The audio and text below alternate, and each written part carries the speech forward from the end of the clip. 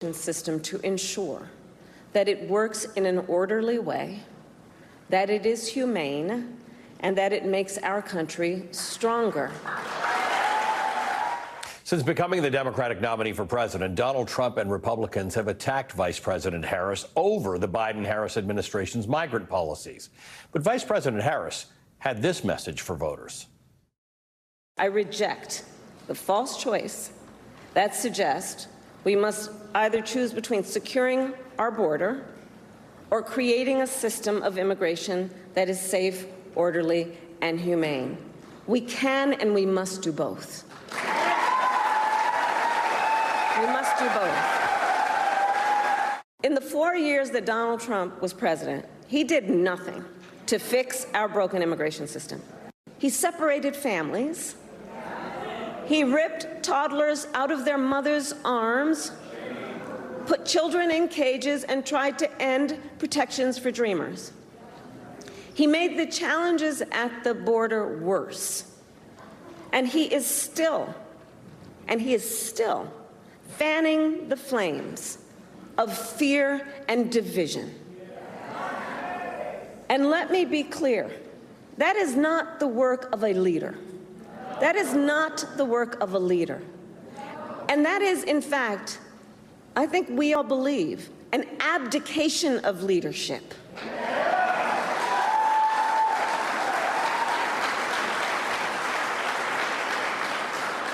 And so, on behalf of all across our nation who want to see these problems solved, I say we cannot accept Donald Trump's failure to lead.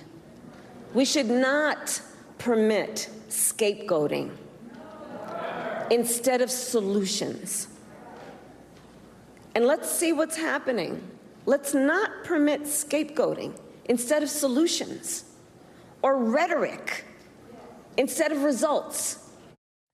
And Vice President Harris said this about the bipartisan border security bill that Donald Trump killed. And the American people deserve a president who cares more about border security than playing political games and their personal political future. Donald Trump, of course, is attempting to rewrite history about the border bill, and today he said this. She said about the border bill that Trump stopped. Let me tell you, number one, I didn't stop it. The senator stopped it. But that's the worst bill ever drawn. Now, ahead of her visit, the Harris campaign released this ad. Kamala Harris has never backed down from a challenge. She put cartel members and drug traffickers behind bars, and she will secure our border. Here's her plan. Hire thousands more border agents, enforce the law and step up technology, and stop fentanyl smuggling and human trafficking. We need a leader with a real plan to fix the border, and that's Kamala Harris. I'm Kamala Harris, and I approve this message. Joining us now is Democratic Congressman Colin Allred of Texas. He is the Democratic nominee running for the United States Senate in the border state of Texas against Senator Ted Cruz. Representative Allred, good to see you again. Thank you for being with us. Talk to me about the strategy that we've been reading about that you're engaging in terms of taking this particular issue head on. Donald Trump has portrayed this as a Democratic failure, as a Biden failure, as a Harris failure. You're approaching the discussion about border security in Texas and on the southern border differently. Yeah, well, I've long called on an attention and a response to the crisis here, but to also focus it on our border communities and on the need for us to act both at the executive level, but also at the congressional level, because it's personal for me, Ali. My grandfather was a customs officer in Brownsville. He's responsible for the Gateway Bridge. Everybody in Texas and Brownsville knows which bridge that is. And that's where my mom and my aunt were born and raised, and where I spent a lot of my childhood. And so I know that our border communities are real places, and they bear the brunt, quite honestly, of our inaction. And so I'm glad to see more executive action being proposed.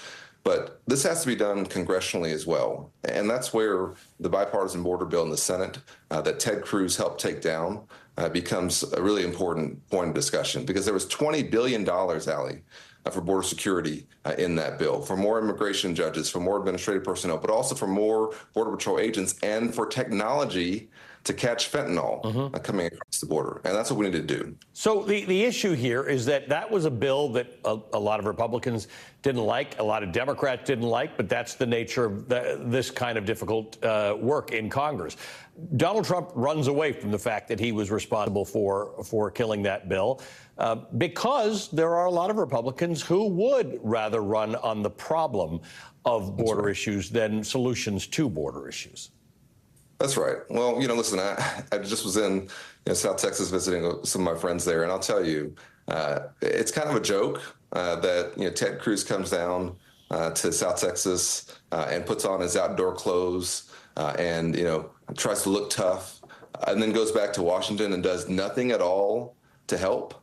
I mean, it's becoming just a joke in that.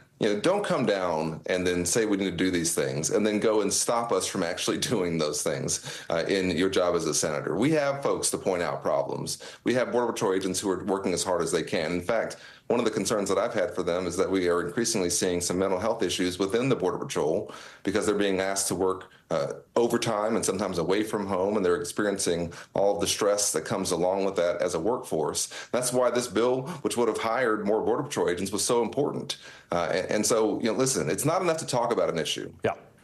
People expect you to solve it. And when you're from these communities, like my family is, the inaction becomes something that's just unacceptable.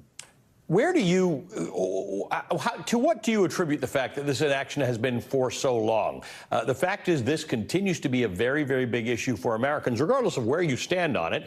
Most people seem to agree. We're a country, we have a border, and we should be able to maintain what goes on at that border. Who comes in, what comes in, what stays out, and who stays out. Yeah. Well, we haven't had the political courage or the political leadership in place to do it in the Congress. And let's go back to 2013 when Barack Obama and the Gang of Eight was coming together and put together a comprehensive reform to our immigration system with billions of dollars in that bill as well for border security, important changes.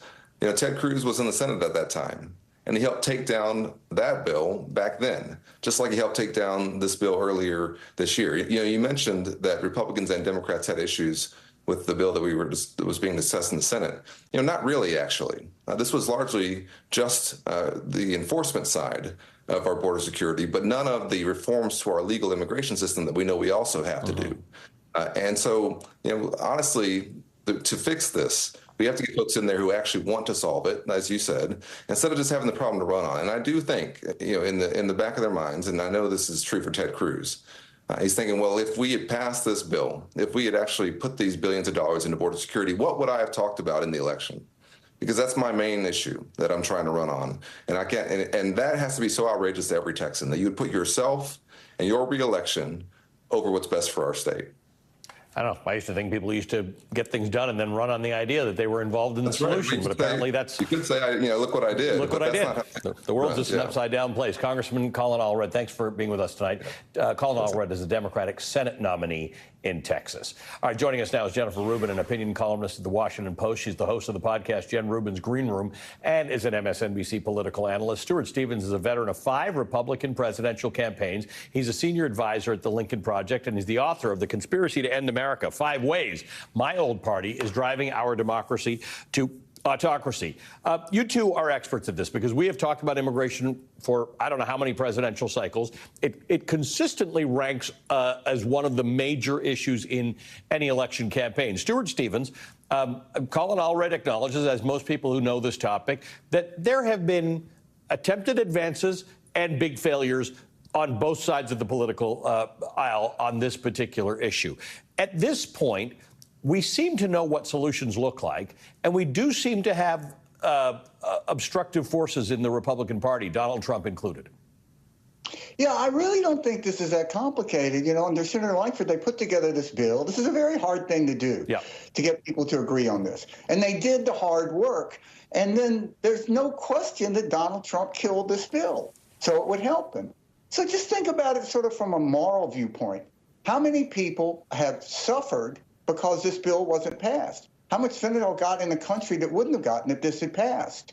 And it's really just a larger indication of how the Republican Party has really collapsed as a governing party. It's interesting, Jennifer, because the Republican Party has emphasized border strength.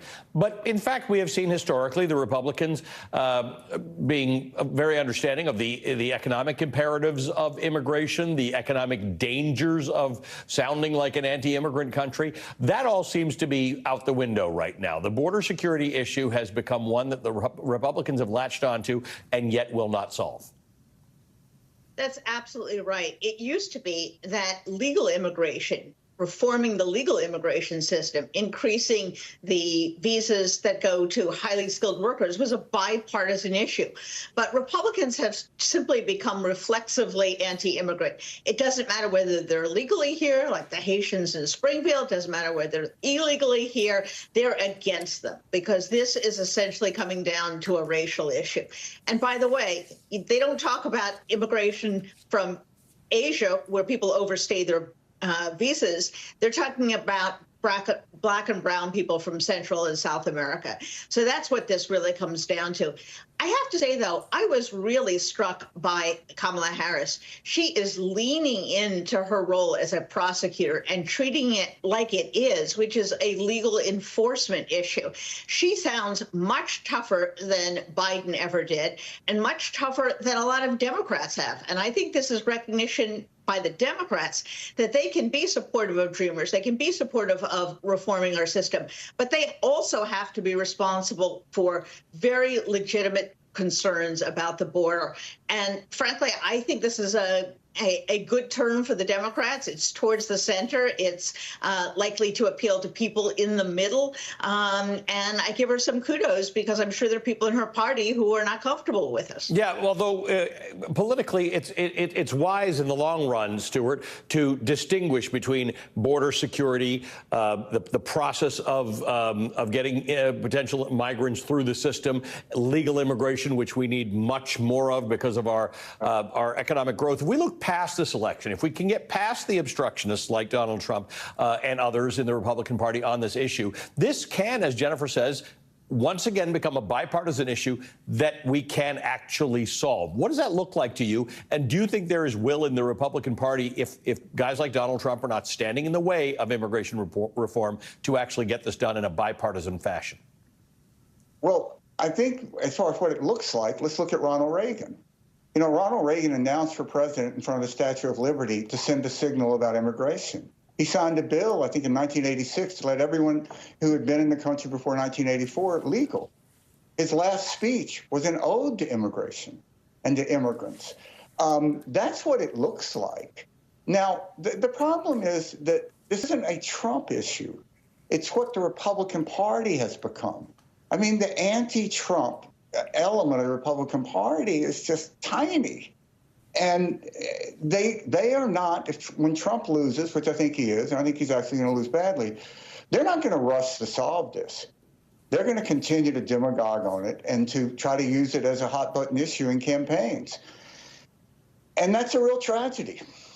Jen, from Reagan through to George W. Bush, the Republican position on immigration was never this. In fact, as recently as the 2015-2016 Republican primary, you had Republican candidates, including Jeb Bush and others, who were discussing